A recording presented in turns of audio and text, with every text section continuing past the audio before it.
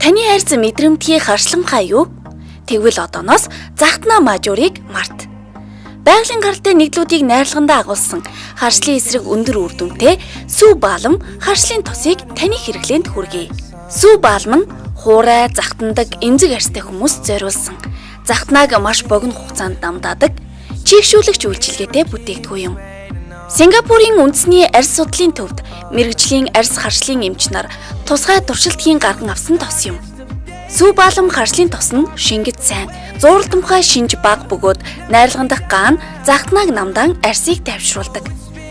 Мөн церамидын агуулмж нь арьсыг зөөлөн эрүүл болгоно. Харшлын гаралтай бүхий л зовоорыг намжаах ба толбод үлд, хайрс дүлд буюу бисраа зөвчний улмаас маш мэдрэмтгий арьстай болсон хүмүүст нэн тохиромжтой нотлогдсон.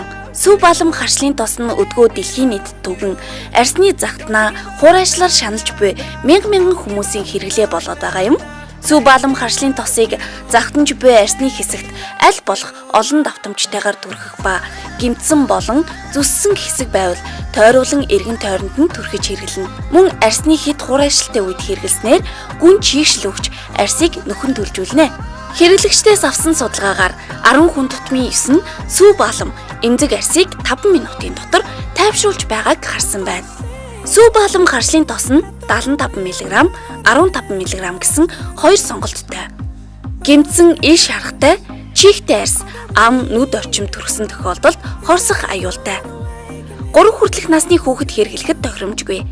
Анхлан хэрэглэхдээ нэмгэн түрхэж сорил тавина.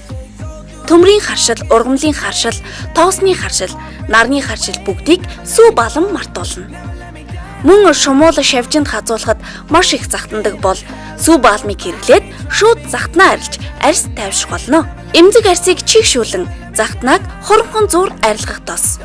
Сүү баалам эрүүл харшилгүй арьс.